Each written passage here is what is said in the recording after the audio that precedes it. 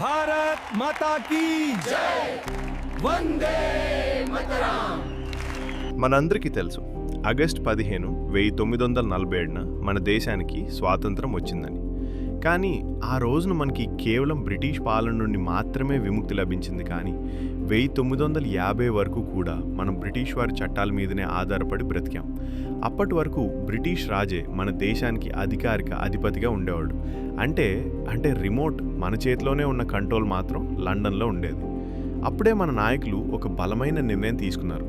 ఇకపై పరాయి దేశం నుంచి తెచ్చుకున్న చట్టాలు, విదేశీ అధికారులు మనకు వద్దు. భారతీయుల కోసం, భారతీయుల చేత, భారతీయులే రాసుకున్న చట్టం కావాలని భావించారు. అలా పుట్టిందే మన భారత రాజ్యాంగం. డాక్టర్ బిఆర్ అంబేద్కర్ మరియు అతని బృందం దాదాపు 3 ఏళ్ల పాటు అహర్నిశలు శ్రమించారు.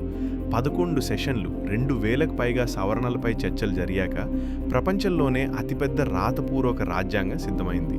ఇది కేవలం అధికారం కోసం రాసిన పుస్తకం కాదు, ప్రతి భారతీయుడు సమానమని చాటి చెప్పే ఒక ఆశయం. ఈ రాజ్యాంగం ద్వారానే మనకు ఓటు హక్కు వచ్చింది. ఒక సామాన్య రైతు నుండి పారిశ్రామికవేత్త కుమార్తె వరకు అందరికీ ఒకే ఓటు, ఒకే హక్కు, ఒకే గౌరవం లభించింది.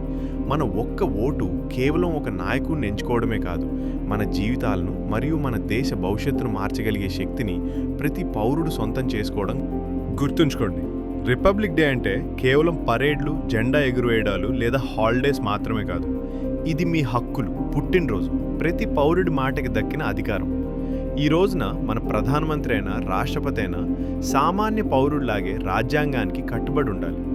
ఆగస్టు 15 మనకు స్వేచ్ఛనిస్తే జనవరి 26 మనకు ఆత్మగౌరవాన్ని ఇచ్చింది. అందుకే ఈసారి ఎవరైనా భారత్లో ఏముంది అని అడిగితే గర్వంగా చెప్పండి, నేను రాజ్యాంగం, రాజ్యమేలే దేశంలో నివసిస్తున్నాను అని. జై హింద్. Happy republic day.